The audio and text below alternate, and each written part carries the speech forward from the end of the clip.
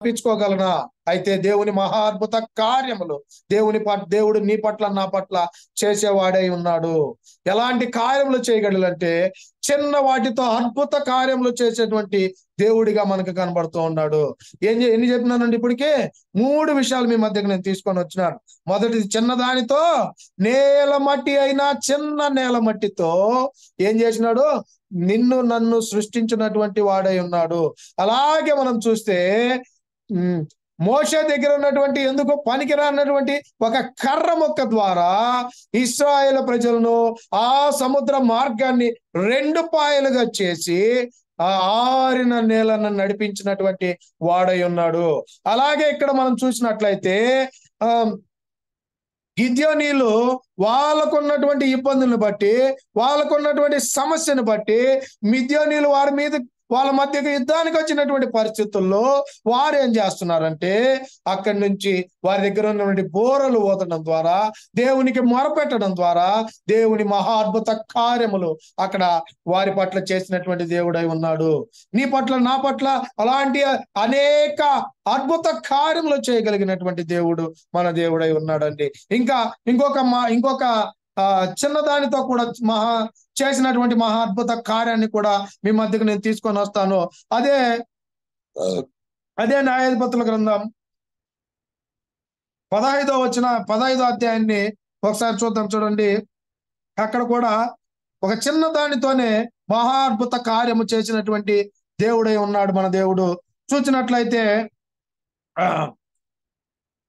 న్యాయాధిపతులు 15వ అధ్యాయం 14 నుంచి 16 వచనాల దాకా చూద్దాం. నేను చదువుతాను, చూడండి ఏమని రాయబడి ఉందో.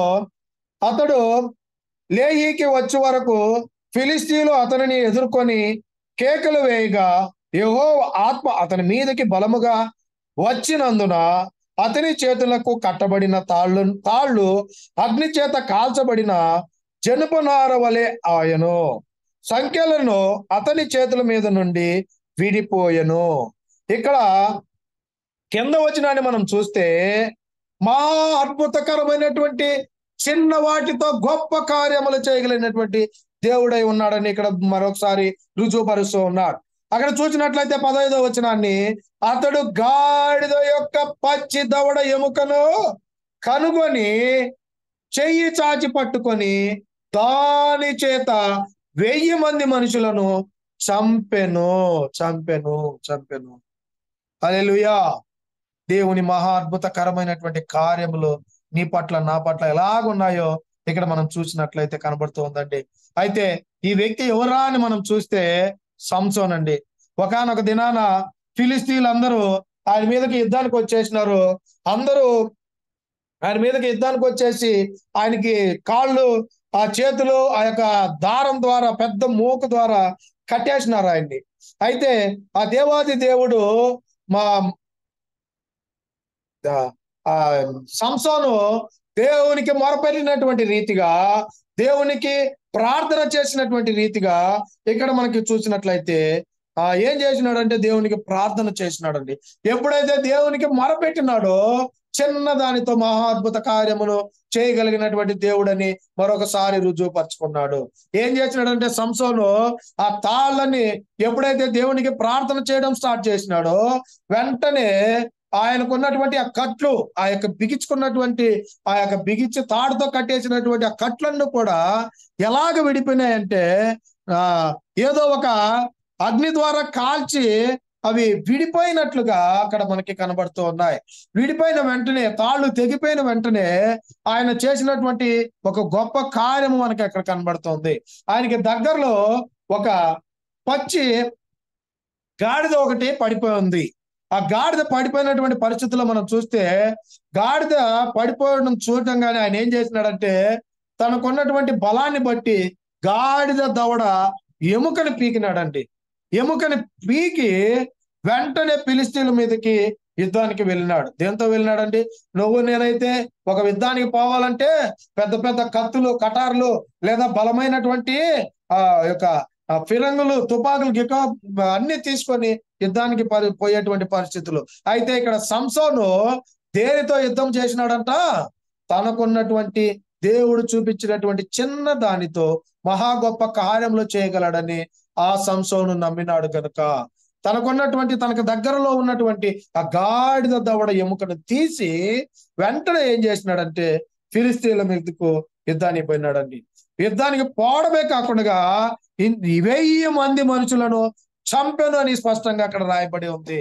చిన్న వాటితో గొప్ప కార్యములు చేయగలిగినటువంటి దేవుడు ఈ సాయంకాల సమయంలో నీకున్నటువంటి కట్లు బట్టి, నీకున్నటువంటి సమస్యలు బట్టి, నిన్ను కూడా అలాగ బంధించినారేమో ఒకసారి నువ్వు జ్ఞాపకం చేసుకో.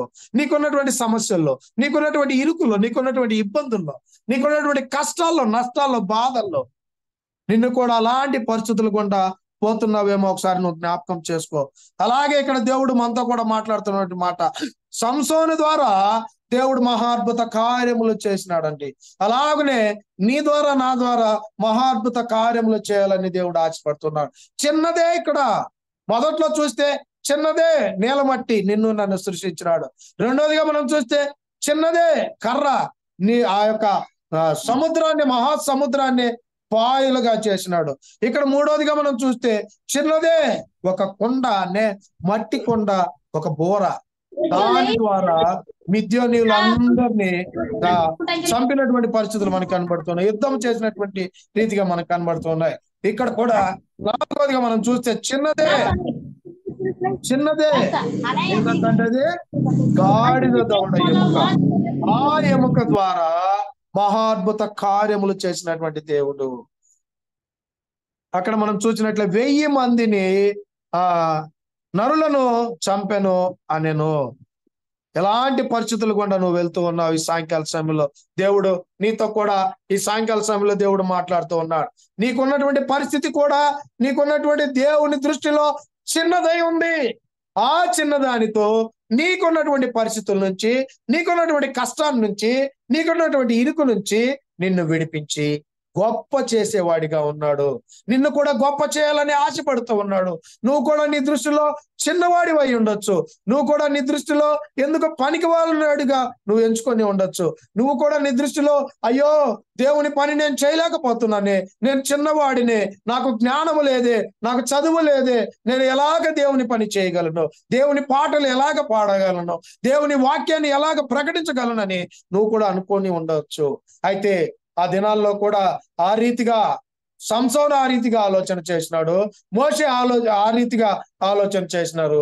అయితే వాళ్ళిద్దరికి దీటుగా దేవుడు, ఎందుకు మీరు నాకు మొరపెట్టుకుంటూ ఉన్నారు? మీ పట్ల నేను అద్భుత కార్యములు చేయడానికి సిద్ధంగా ఉన్నాను. చిన్నవాటితోనే మీకు అద్భుత కార్యములు చేసేటువంటి శక్తి కలిగినటువంటి దేవుణ్ణి ఉన్నాను. మీరెందుకు నా యొక్క అద్భుత కార్యాలని నమ్మటం లేదు?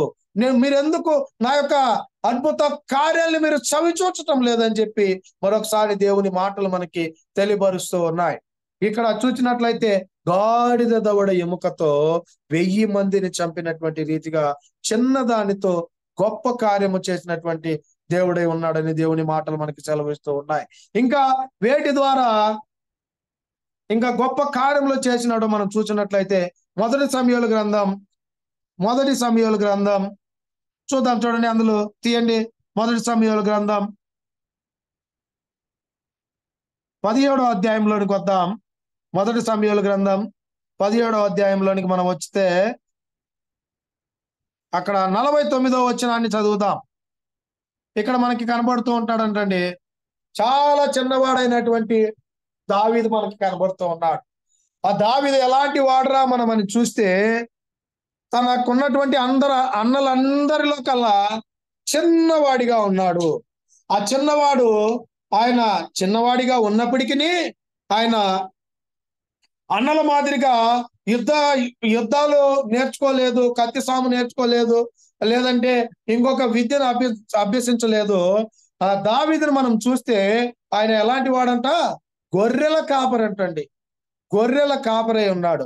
అలాంటి గొర్రెల కాపరి ద్వారా ఆయనకున్నటువంటి జ్ఞానాన్ని బట్టి, ఆయనకున్నటువంటి దాన్ని బట్టి దేవుడు ఆయన ద్వారా మహా అద్భుత కార్యములు చేసినటువంటి దేవునిగా మనకి కనబడుతూ ఉన్నాడు. చూడండి, ఆయన ద్వారా చేసినటువంటి గొప్ప కార్యాన్ని మనం చూస్తే ఆయన దగ్గర ఉన్నటువంటి వస్తువు ద్వారా, దేవుడు చేసినటువంటి అద్భుత కార్యాన్ని మనం చూద్దాం. 49వ వచనం చదువుతాం, చూద్దాం. చూడండి.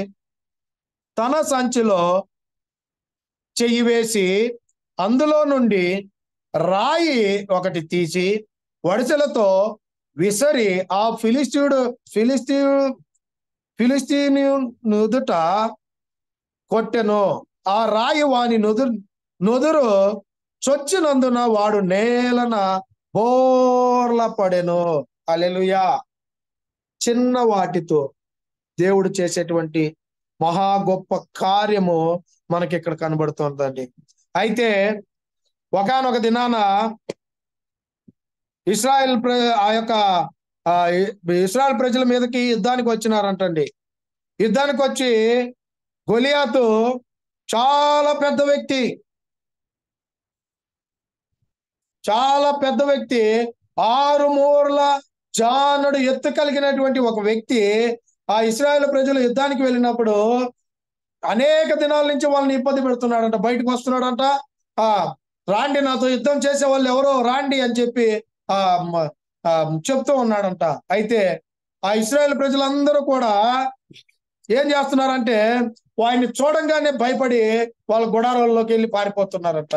అయితే ఒకానొక దినాన దావీదు ఆ యొక్క అన్నదమ్ములు అందరూ ఆ యుద్ధంలో పాల్గొనేటువంటి సమయంలో వాళ్ళకు ఆహారాన్ని సిద్ధపాటు చేసుకొని దావీదు అక్కడికి వచ్చినాడంటండి. దావీదు అక్కడికి వచ్చినప్పుడు దావీదు వచ్చినటువంటి సందర్భంలో ఆ గొలియాతు మళ్ళీ బయటకు వచ్చినాడంట.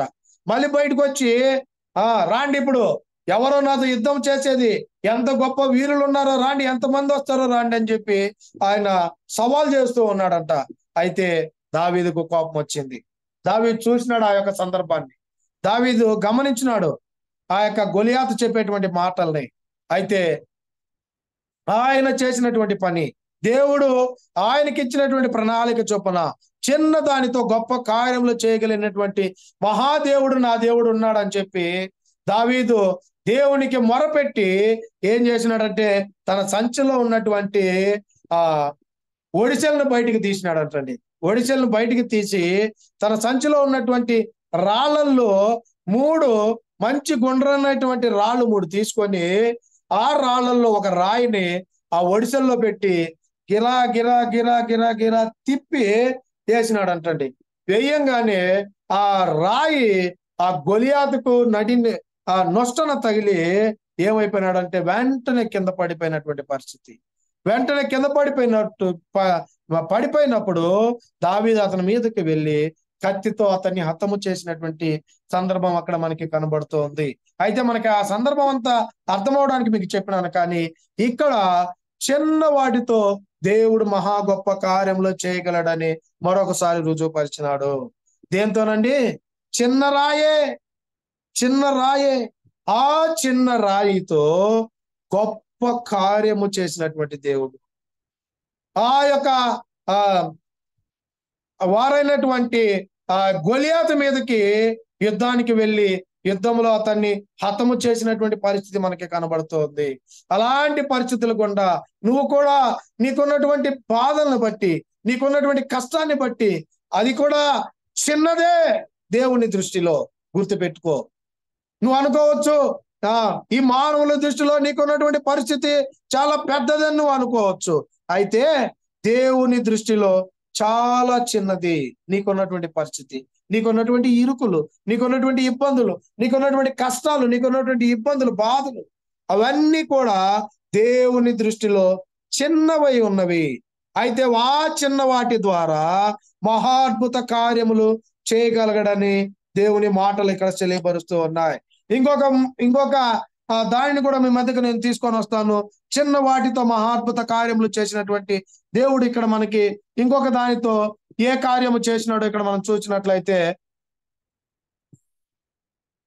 మత్తయి రాసిన సువార్తలో ఒకసారి మన వద్ద మళ్ళీ ఒకసారి మత్తయి రాసిన సువార్తకు వెళ్దాం. మత్తయి రాసిన సువార్తలోనికి రండి. 14వ అధ్యాయంలోనికి వద్దాం.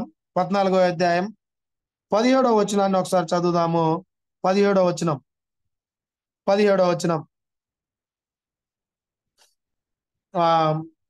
మత్తయి రాసిన సువార్త 14వ అధ్యాయం 17వ వచనం చదువుతాను చూడండి.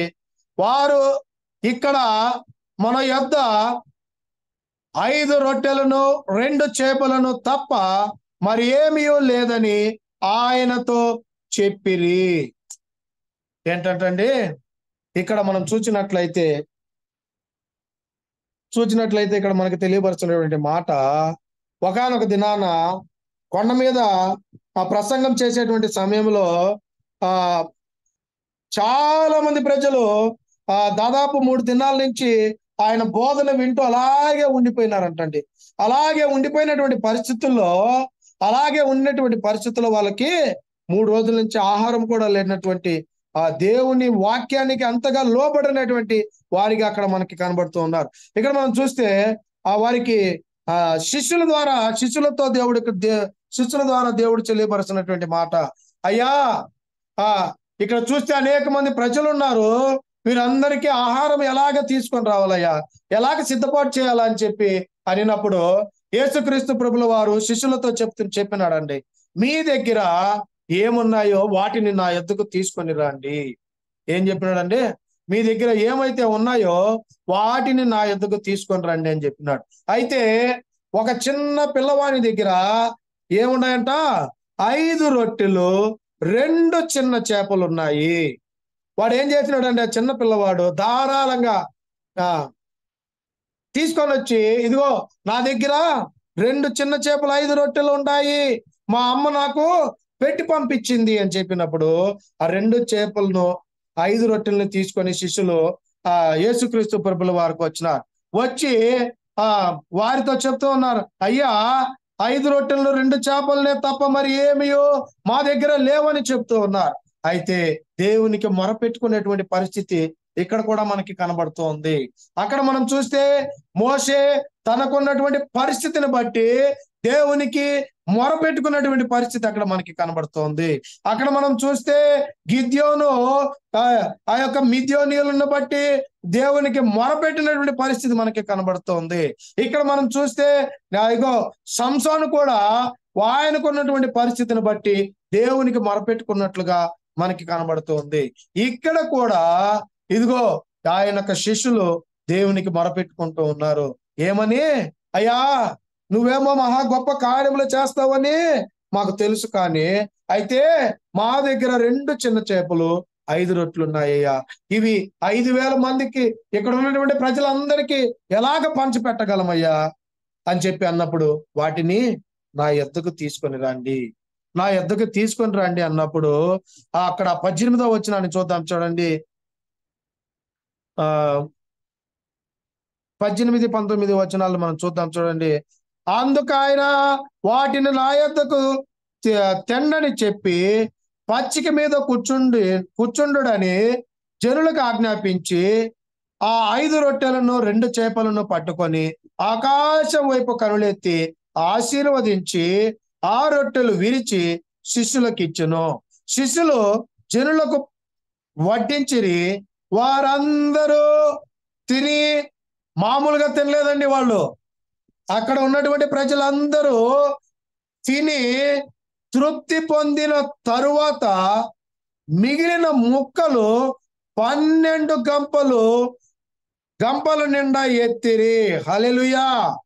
ఎలాంటి గొప్ప కార్యములు చిన్న వాటితో చేసేటువంటి దేవుడు మన దేవుడు. ఒకసారి జ్ఞాపకం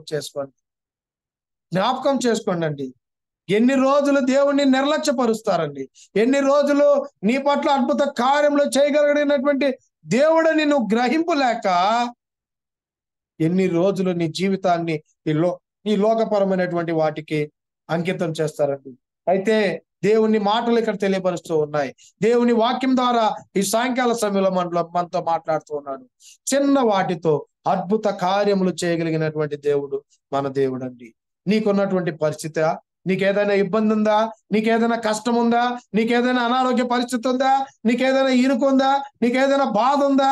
నీకేదైనా అప్పు సమస్యలతో బాధపడుతున్నావా? అయితే దేవుని దృష్టిలో అవన్నీ కూడా చిన్నవే. వాటన్నిటి నుంచి గొప్ప కార్యములు, విడుదల నీకు దయచేసేటువంటి వాడిగా ఉన్నాడు.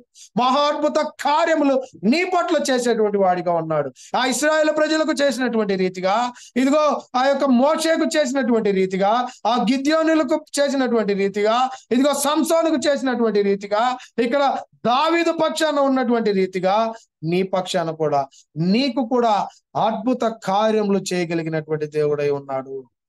అయితే మనం ఏం చేయాలి? దేవునికి మొరపెట్టేటువంటి వారంగా ఉండాలి.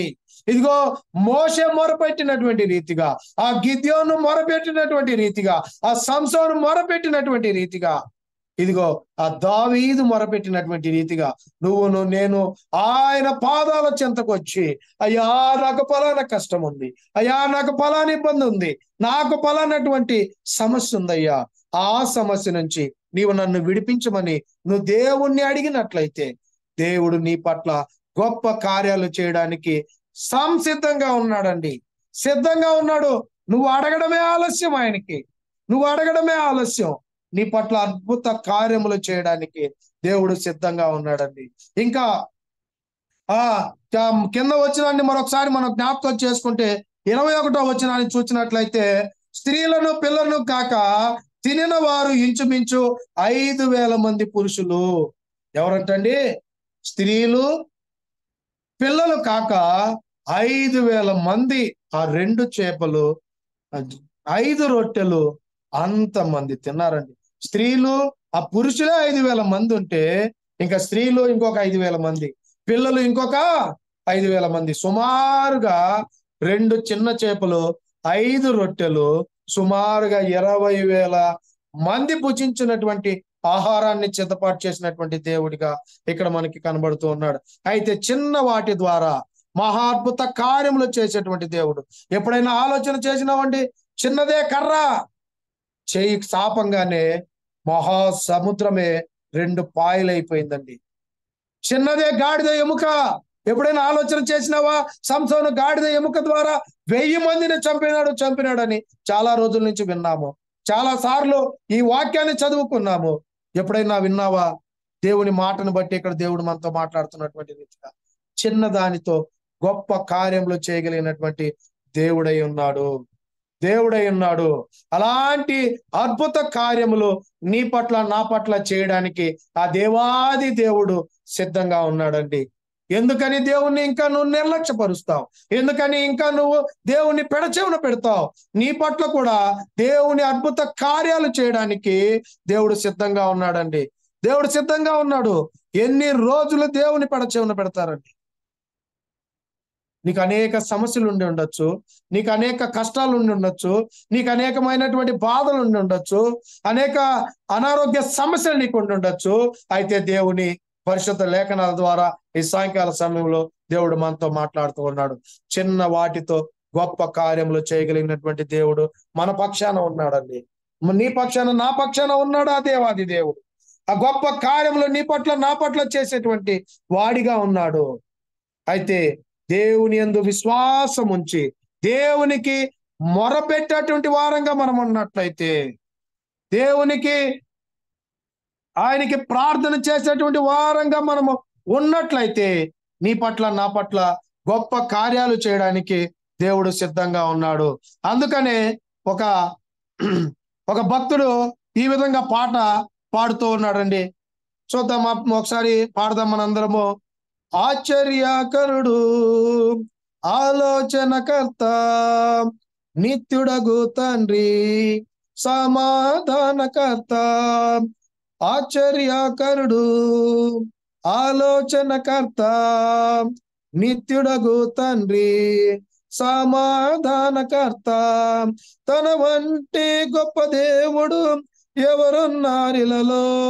తన వంటి గొప్ప దేవుడు ఎవరున్నారిలలో? తన సాటైన దీటైన దేవుడు లేనిలలో. తన సాటైన దీటైన దేవుడు లేనిలలో. ఆశ్చర్యకరుడు, ఆలోచనకర్త, నిత్యుడగు తండ్రి, సమాధానకర్త. తన చేతిలో రోగాలు లయమైపోవును. తన చూపుతో దయ్యాలు విలవిలలాడును. తన చేతిలో రోగాలు లయమైపోవును.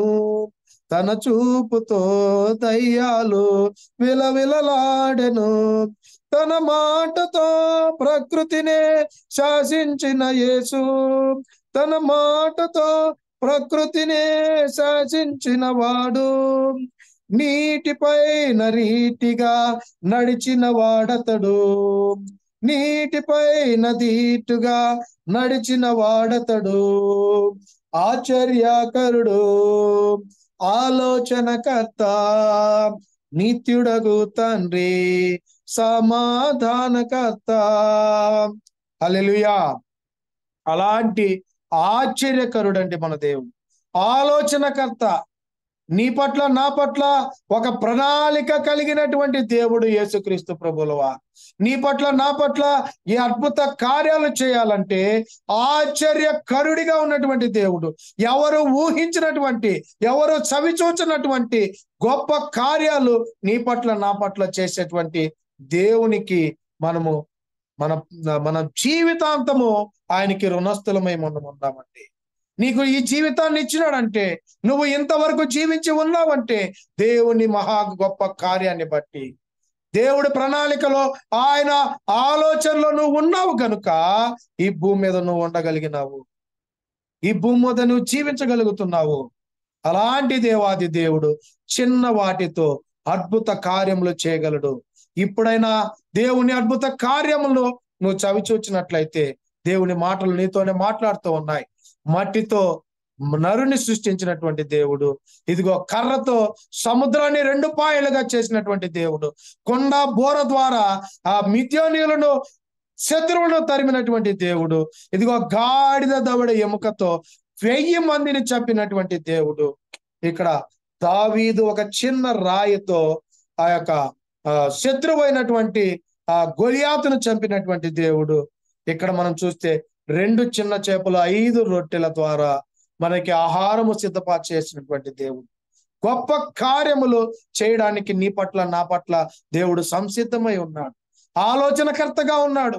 నీకు ఎలాంటి పరిస్థితులు ఇవ్వాలి, నీకు ఏ సమయంలో ఏది దయచేయాలి, నీకు ఏ సమయంలో ఏది ఇస్తే మంచిదో ఆయన ఆలోచనలో ఉంది. అయ్యో, అందరికంటే నేను తక్కువ స్థితిలో ఉన్నానే, అందరికంటే నాకు చదువు చక్కగా రావడం లేదే, అందరికంటే నేను నా పరిస్థితి ఇలాంటి పరిస్థితుల్లో నేను ఉన్నాను నువ్వు అనుకుంటున్నావా? అయితే దేవుడి సాయంకాల సమయంలో నీతో కూడా మాట్లాడుతూ ఉన్నాడు. ఆయన ప్రణాళిక, ఆలోచనకర్త, ఆలోచనకర్త, ఆశ్చర్యకరుడండి మన దేవుడు. ఆశ్చర్య కార్యాలు చేసేటువంటి దేవుడు, ఎవరు కూడా ఊహించినటువంటి, ఎవరు కూడా చవిచూడనటువంటి, ఎవరు కూడా తమ ఆలోచనలో కూడా రానటువంటి గొప్ప కార్యాలు చిన్న వాటితో చేసేటువంటి దేవుడై ఉన్నాడు. కనుక ఈ సాయంకాల సమయంలో అట్టి గొప్ప కార్యాలు నీ పట్ల నా పట్ల చేయడానికి దేవుడు సిద్ధంగా ఉన్నాడండి. కనుక ఈ కొద్ది వాక్యము దేవుడు తన వెనుకల్లో దీవించును గాక. ఈ సమయాన్ని ఆంటీకి నేను ఇస్తూ ఉన్నాను. విన్న వాక్యాన్ని బట్టి ఆంటీ మనకి అందరికీ ప్రార్థన చేస్తారు. థ్యాంక్ యూ జాషువా, చక్కటి వాక్యం అందించారు. నిజమే, మన దేవుడు గొప్ప దేవుడు, బిగ్ గాడ్. మనం చిన్నవాళ్ళం కావచ్చు కదా, గాడ్ ఆఫ్ స్మాల్ థింగ్స్ అనే మాట కూడా ఉంది. అంటే మన దేవుడు చిన్న వాటి ద్వారా గొప్ప కార్యాలు చేయగలడు, గాడ్ ఆఫ్ స్మాల్ థింగ్స్. అందుకే మనం చిన్న విశ్వాసం ఉంచితే కూడా ఆయన మన జీవితాల్లో గొప్ప కార్యాలు చేస్తాడు. చాలా విషయాలు మనతో షేర్ చేశాడు జాషువా. మరి నేల మట్టితో మనల్ని తయారు చేశాడు. మోషే కర్రతోటి సముద్రాన్ని పాయలు చేసి ఇశ్రాయేలీయులను దాటించాడు. తర్వాత పచ్చి దవడ ఎముక గాడిద తీసుకొని ఫిలిస్తీయుల్ని 1000 మందిని చంపాడు గిద్యోను. చాలా చిన్నది కదా అది, ఆ దవడ ఎముక పచ్చిది. తర్వాత గిద్యోను అయితే దివిటి కొండ బోరతోటి మిద్యానీయుల్ని ఓడించాడు. సంసోను గాడిద దవడ ఎముకతో, అలాగే దావీదును కూడా మనకు గుర్తు చేశాడు. మరి ఆ ఫిలిస్తీన్ ఎదుట పుట్టినప్పుడు చిన్నవాడు కదా దావీదు, ఒక చిన్న రాయితోటి వాడిని పడగొట్టాడు. ఇశ్రాయేల్ సైన్యం అంతా భయపడిపోయింది, కానీ యుద్ధం యెహోవాదే అంటూ వెళ్ళాడు. చిన్న వాటి ద్వారా దేవుడు కార్యాలు చేశాడు అనేది మనం నేర్చుకున్నాం. తర్వాత మత్తయి సువార్తలో కూడా 5 రొట్టెలు 2 చేపలు, ఒక చిన్నవాని ఆహారం అది. ఆ చిన్న పిల్లవాడి ఆహారం దేవుని చేతిలో పెట్టాడు కాబట్టి దేవుడు దాన్ని విరిచి ఆశీర్వదించి అనేకులకు అది పంచిపెట్టాడు. మరి మన సమస్య కావచ్చు, లేదు మన దగ్గర ఉండేది కావచ్చు, దేవుని చేతిలో పెడితే దాన్ని ఆయన బహుగా ఆశీర్వదిస్తాడు. మన జీవితాల్లో గొప్ప కార్యాలు చేస్తాడు.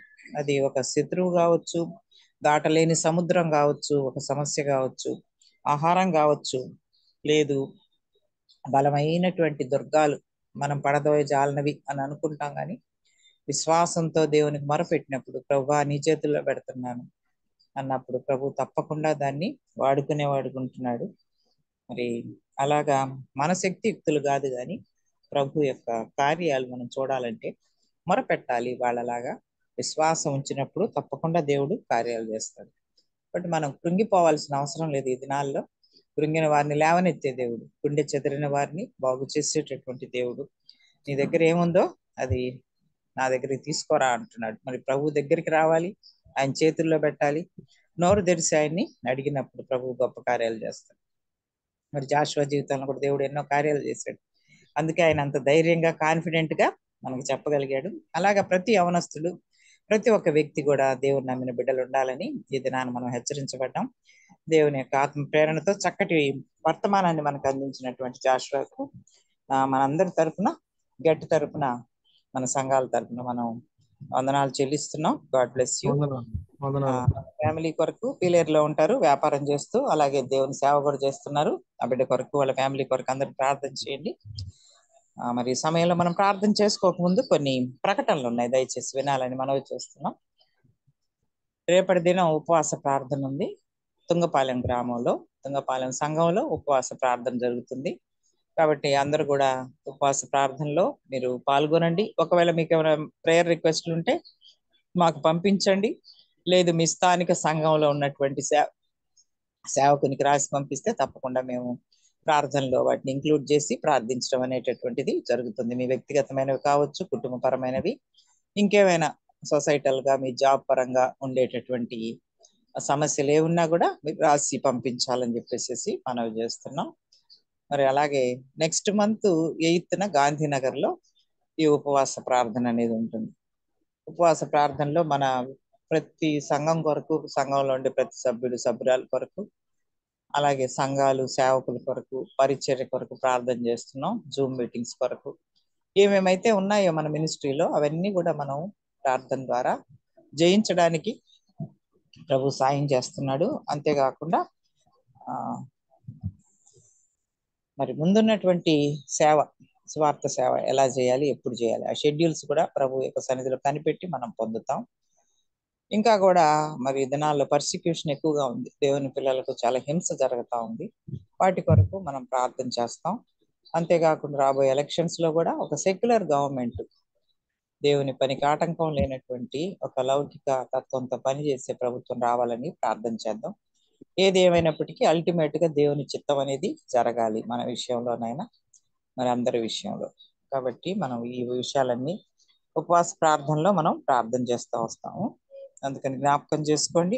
ఒకవేళ మీరు పార్టిసిపేట్ చేయలేకపోతే, రాలేకపోతే, ఇంటి దగ్గర పొద్దున 10 గంటల నుంచి మరి ప్రారంభం అవుతుంది కాబట్టి ఒక గంట అరగంట కూర్చొని మీరు కూడా ప్రార్థన చేసుకోవచ్చు. లేదా గ్రూప్ గా ఎవరైనా ఫోన్లలో అయినా కూడా కలిసి ప్రార్థన చేయవచ్చు. చాలా మంది రాలేని వాళ్ళు ఇంట్లో ఉపవాసం ఉండి ప్రార్థన చేస్తున్నారు, దూరంగా ఉండేవాళ్ళు బెంగళూరులో, అలాగా కొన్ని ఊర్లలో దగ్గర లేని వాళ్ళు అలాగా కూడా ప్రార్థనలో ఏకీభవించి చేస్తూ ఉన్నారు.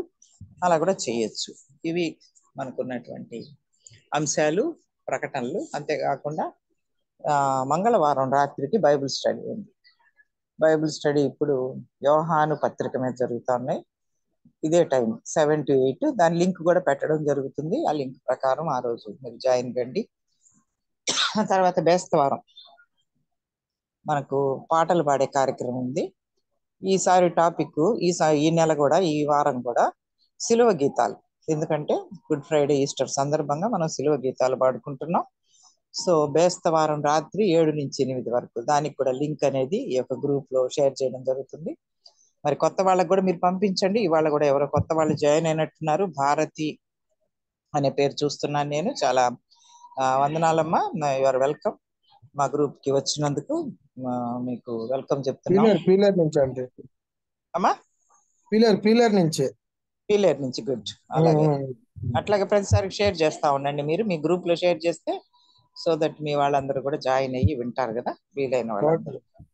మంచిది, థ్యాంక్ యూ. ఇవి ఉన్నటువంటి విషయాలు. మరి మన మధ్యలో ఉంటున్నటువంటి నవీన్ ప్రార్థన చేస్తే మనం ముగించుకుందాం. నవీన్ ఖాళీగా ఉన్నారా?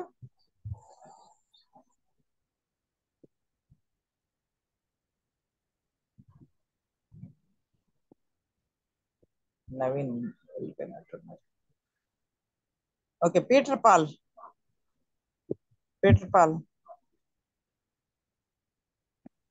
వందనాలండి. వందనాలు. వందనాలమ్మా. ప్రేయర్ చేయండి విన్న వాక్యాన్ని బట్టి, చెప్పిన ప్రకటనలో. చేస్తానంటే